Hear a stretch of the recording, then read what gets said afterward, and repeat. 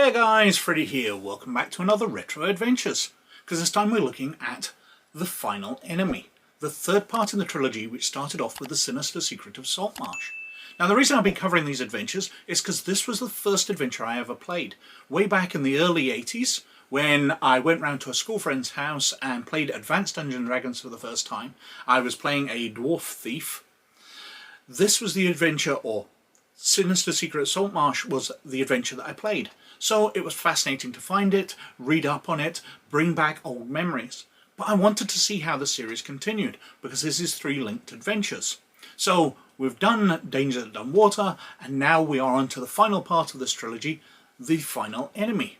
So let's go over to the desktop and have a wee look at that. So this is The Final Enemy, Adventure Module U3, the third part in the trilogy of adventures written by TSR UK.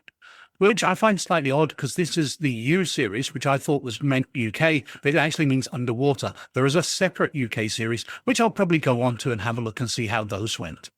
But this is the third part in the trilogy, following on from U1, The Sinister Secret of Saltmarsh, and U2, Danger at Dunwater, which we've covered on the channel previously. And they are all part of an interlinked story.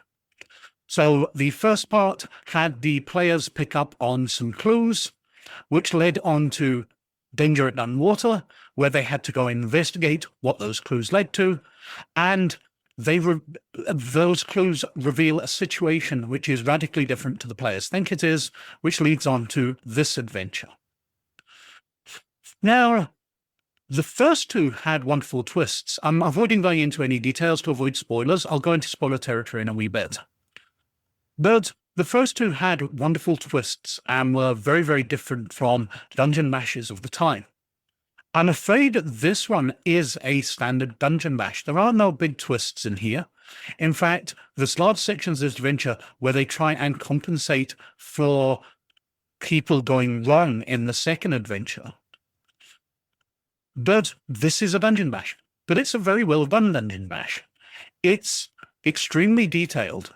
Some rooms have over a page of description. So there's a lot going on within different environments. It's a well-described dungeon. It's quite large. The difficulty ramps up for a reason. The first area is much, much easier for a reason within the adventure, but it gets more and more difficult as you go further on. So it builds up nicely. There's some things I don't think makes a lot of sense, but I do think it's a very well done adventure. It just really doesn't have that extra twist which made the first 2 so interesting, but competently done. Now, we'll go into spoiler territory now. So if you don't want the adventure spoiled for you, now's the point to turn off, I'm afraid. Not a lot for you without going into details. So, in The Sinister Secret of Saltmarsh, the players are sent to investigate a haunted house. And they discover it's some smugglers who are pretending it's haunted to keep people away. And when the players investigate that, they find that the smugglers are delivering weapons to some lizard men who have set up a base quite close to Saltmarsh. So when the players finish that adventure, take over the pirate ship, and deliver that information to the town council want the players to go and investigate, and probably wipe out the lizard man base. When they go there, they find that the lizard men are there for a very different reason. The twist in the second adventure, Danger at Dunwater, is that the lizard men have been chased out of their home and have taken up this base where they are trying to build up some allies to go back and take over their home again. And they've got some other aquatic species in, but the players can join them and bring Saltmarsh in an alliance to improve the area, start a cooperation between these different species. So that's the twist in the second one. They think it's going to be a dungeon bash where you're going to wipe out dangerous lizard men, and it turns out not to be. The lizard men are just trying to live their lives, and the players can work with them. This adventure, you wonder what the twist is going to be, because you've built your alliance, you've got lizard men or not. If you went in and you did slaughter them, this adventure does have a way in for you then, but you obviously won't have these allies.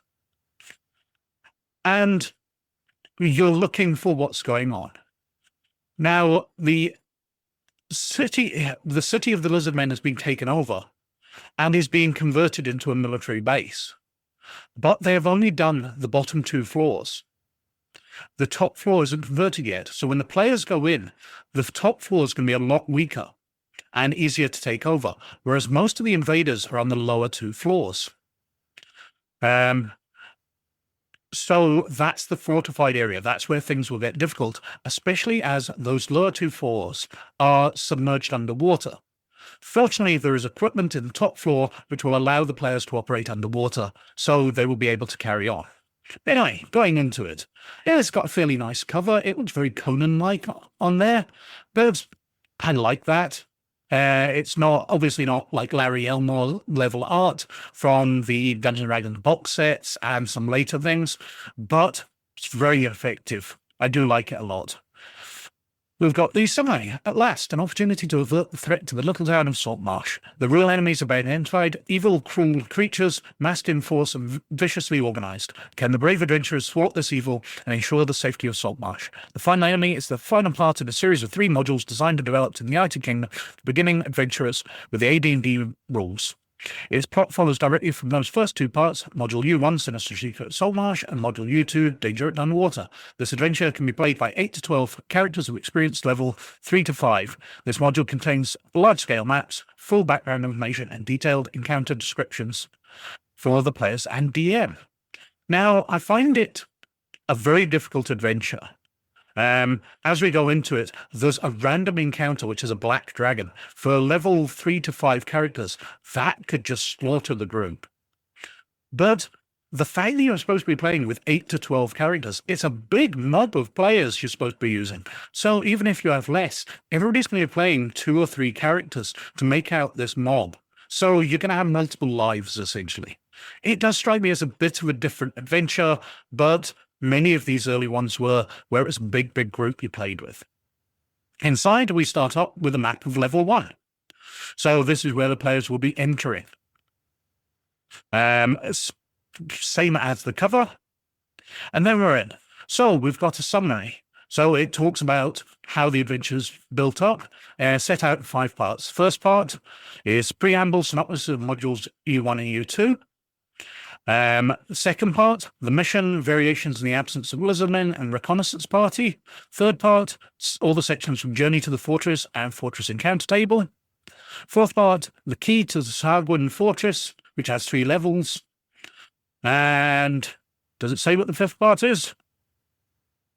Probably somewhere further down there, which is just this stats for the monsters and certain other things like magic items you'll find, just tables and information.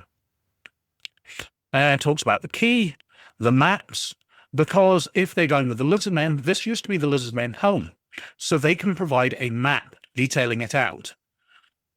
They're not going to be perfect because they're just doing it from memory, so it's not going to be exactly the same as the DM's map, but it's going to be very, very similar.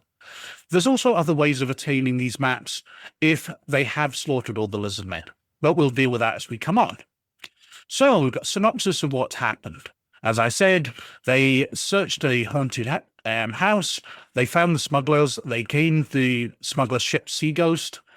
They went back, fearful that the Lizardmen were planning an assault on the Saltmarsh. Town Council asked the adventurers to seek out the Lizardmen there, and they discover what really happened. Special note, the DM must recognize from the outset this is a very dangerous module for characters. Playtesting has shown the mission can be accomplished by a courageous, thoughtful party whose members have planned their incursion to the fortress carefully. So unlike most players, it does ramp up because you're going into a fortress. There's ways of getting overwhelmed where lots and lots of Sahuagin can get summoned, and that can be a massive problem. Just the players will get absolutely overwhelmed, massed in numbers, and slaughtered. We've got a section on Saltmarsh, which, as in the last one, basically says make it up for yourself. You know, town council, name the members, determine their trades, occupations. It suggests where it might be. One sentence I really like, in general, be guided by any small south coast English fishing village of the 14th century with a population of about 2,000. Because we will know those. We're all experts on 14th century English southern coast 2,000 population fishing villages. 2,000 sounds like it would actually be a fishing town for the period, but okay. I do like the artwork. Mix and the woman hanging out the window, dog standing in the street. Very, very evocative of a slightly worn down town. Got the mission. So the town council will want the players to go investigate, to scout out. And they'll have some lizard men they can take with them. They'll have some allies they can go along. It mentions about the sea elf that could be rescued from the sea ghost in the smuggler ship in the first part. He could be bringing more sea elves. So you could have a fairly decent force. And variations in the absence of lizard men. So what happens if the players slaughtered all the lizard men? It will say that a group of mermen arrive. In the second part, there were ambassadors of different aquatic species, including mermen, in the lizard men settlement. So this is the mermen coming and saying there's a danger nearby. Humans, will you help? Saltmarsh, will you rally to the defense of the area? Unfortunately, the lizard men are gone, as are two of the other races. And the mermen have scouted out, and they can be a source of the map as well. The mermen know the location of the Sahuagin stronghold from the days when lizard men lived there. They know little of its interior. So you'll get some information, but not as much. There's a bright scrolls with some magic spells. It discusses the reconnaissance party. So you'll have the player characters. You have Oceanus, the sea elf, a pseudo-dragon you could have gathered, 6 marines sent by the Saltmarsh Town Council. And if the lizard men are present, 14 lizard men, 2 officers and 12 warriors. Carry on, and we detail out the journey. So you're on the coast, you can be sailing along the sea, or you can be heading over land. But if you're heading over land, you can be heading through a lot of marsh territory. We'll have a map of that in a second. So it details out that, talking about the marshland they'll have to travel through. And we've got encounter table. So as you travel through marshland, there are various random encounters. Some of them are very obvious, normal crocodiles, a poisonous snake, 2 bull hippopotami. But the last couple, 19 and 20, 1 black dragon. Is a young adult, 40 years of age, cannot speak, has no spell ability. So it's not a massively tough dragon, but it's still a dragon. And 20 only happens if the players slaughtered the lizard men. There is a friendly 8th level human ranger who might aid the party, but if he sees them travelling with the lizard men, he will avoid them thinking they're a group of evil characters. Which is interesting. It's a way of bolstering up. He's got some magic items and things, so he can, at 8th level, provide all the support that that group of 14 lizard men did. Although it does mention that he won't join the group if they are heading to the lizard man city. He will only really join them on the way back. So I don't see why him being so powerful and helping the group, if he's not going to join them, so important. I suppose anything can happen, players can talk him around. We go through the island, access to the fortress, the Sahuagin and their fortress, talking about the outside, the standard features of it. People have crossbows, etc., etc. Moving around water, so your magic users likely will have water breathing or airy water, but they'll have scrolls and possibly magic items they'll find. We've got the fortress encounter table. So as they move around the fortress, the random encounters, including 10 warriors and lieutenant, a 4th level cleric and a chieftain, 3 females, a shark. So that's more in the aquatic levels. But we've got level 1, so you've got causeway and entering. As you see, it's a massive long description. We've got the boxed out text for the GM to read out to explain the situation. But we've got loads and loads of information. So how they're going to get through the doors, what guards are there, what they're equipped with, what alarms are available. And the guard posts where the guards will be. Chieftain's quarters, barracks, slave pens. including a captured person from a party that raided the city before. There was another group of player characters which attacked, and they got beaten. And this is their wizard, Elmo. Rather silly name, but everybody's got to have one, I suppose. And he is starved and in the jail and about to die. And he can give them a bunch of information, including command words for magic items taken from his party, and where he thinks those magic items are. But he will start to die. But obviously the players have healing potions, magic. They are 3rd to 5th level, so they can possibly heal him back up and be aided by him. But in that case, when they do find the equipment, he'll want his personal equipment back. So while they will gain an ally, they will lose some magical loot. Now, there's lots and lots of information, a full page and a half, all about him and that location. Anyway, we've got guest rooms, larder, storerooms, and a secret room where the magic items are stored. So a cloak of the manta ray, plate mail +2, chain mail +1, 2 shields +1, a shield +3, a spear +2, sword +1 lock blade, but all the wishes have been used. Magic rings, ring of protection, free action, invisibility, and delusion. Old Elmo will have difficulty explaining why the ring of delusion was taken with the party. He will simply fall back on it seemed like a good idea at the time. Which, given it's a cursed item, makes a lot of sense. And we've got some scrolls, including some water breathing there. Clerical scrolls. We've got a foil. And then we're on to level 2. Now, these are the submerged levels, so hopefully everybody's found the items up above, they've got magic of their own, and they can move on to these levels. Obviously, if they've taken the lizard men with them, they don't have any problems. And anyway, we've got senior chieftains' quarters, females' quarters, lots of items in there to be looted, barracks, lieutenants' quarters, more barracks, clerics' quarters, high priestesses, the temple. It mentions about the temple having a statue to the lizardmen god, but they've destroyed it. The Sahuagin have decapitated it, destroyed most of the statue, and when they pass by the head, which they've kept, they will curse at it and do rude gestures to it to insult the god of the lizardmen that they took this place from. Vestry, elite guards, barracks, banqueting hall, the throne room, including the Baron, who has full arms, so he can do extra attacks. He's got trident +1, a net of snaring, a priestess with a wand of the squid, a ring of protection +2. So these are quite effective enemies. Living quarters of the Baroness, sleeping quarters of the Baroness, the Baron's sleeping quarters.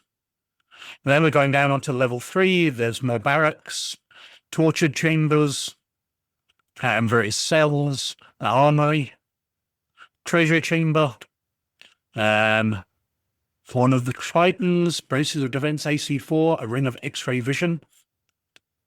There's an arena, more barracks, lieutenant's quarters, a drill hall. As you can see, there's lots and lots of places filled up with enemies here. But we'll come on to in a second. The players don't necessarily have to have cleared all this out. This is supposed to be a scouting mission. So they can go in, they can scout the area out. As long as they return with certain information, the adventure is considered a success. We've got concluding notes, how much they'll be given by the town council, etc. They'll also be given somewhere to live in the town and obviously be heroes of it. We've got the credits there, including Graham Morris, a name I definitely recognise as having done some wonderful work before. We've got our précis for the Dungeon Master version of the plot. Possible associates of the player characters. So we've got the aquatic elf Oceanus, pseudo-dragons, the lizard men, the marines detailed out, Tom Stoutley, Ebenezer Smithson, Nathaniel Fisher, etc. Cool names, I do like these. The captain and crew, if they go by ship. Something I kind of skipped over. They can go by ship, and in the first adventure they would have captured the smuggler's ship, the Sea Ghost. But they never get to use that. In the second adventure there were various reasons why they weren't to use that boat. And in this one they get provided with a different ship. They never get to use the ship they captured, which strikes me as really quite odd. A picture of the ship's crew, which we will see again in a moment, but colorized. The Sahuagin, so lots and lots of stats for the different creatures, other fortress inhabitants, including Old Elmo, a thermatologist, hobgoblin saves, orc slaves, etc. Wilderness adventures, so we've got the octopus attack, Sahuagin attack at sea. And rewards. So this is where he goes in. The mission is to determine the strength of the Sahuagin force, how many warriors lieutenants are present. To achieve this, they must know that the fortress is commanded by a four-armed baron, so they don't need to fight him.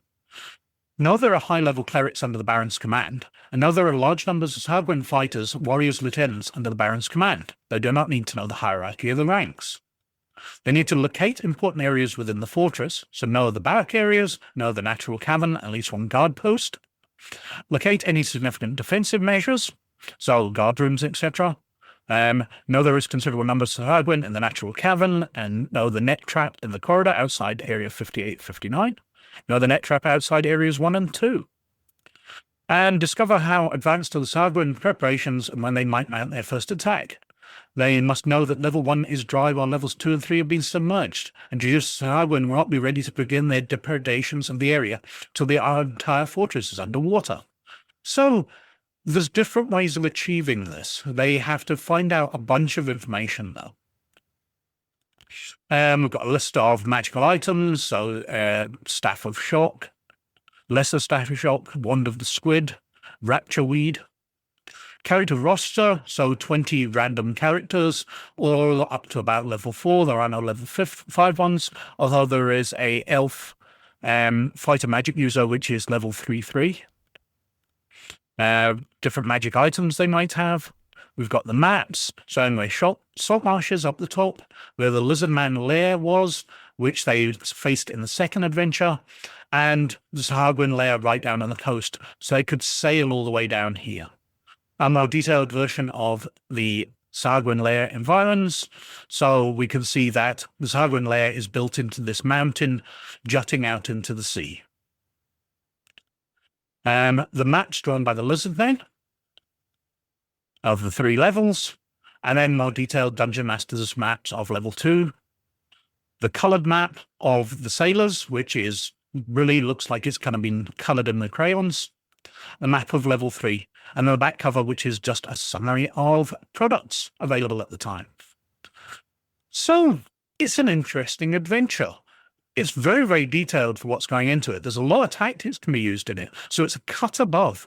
It just doesn't have that twist, that interesting feature, which made those first 2 adventures just stand out to me as being really, really revolutionary for the time they were released. This does seem like a really, really well done adventure, but it's just a standard adventure. But for that, I can only recommend it. It's a good adventure. So, that was the final enemy. A fantastic adventure, really well written. It's just that in comparison to the other 2 adventures, it just doesn't have that twist which makes it stand out from the crowd. This is a really, really well done adventure. So many locations, so massively fleshed out. There's a lot to do in it. I cannot fault it for that, but it just seems a little tame and dull in comparison to the other adventures, which had those twists which made them so much more interesting. Anyway, so what do I do next? Well, there are 7 other UK-based adventures, the UK series of adventures.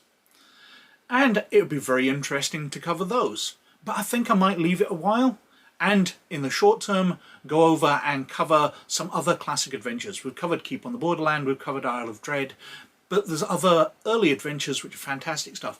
Maybe even do something like the original Ravenloft adventure, and look back at these early adventures before I come back and do a bunch of adventures in a series.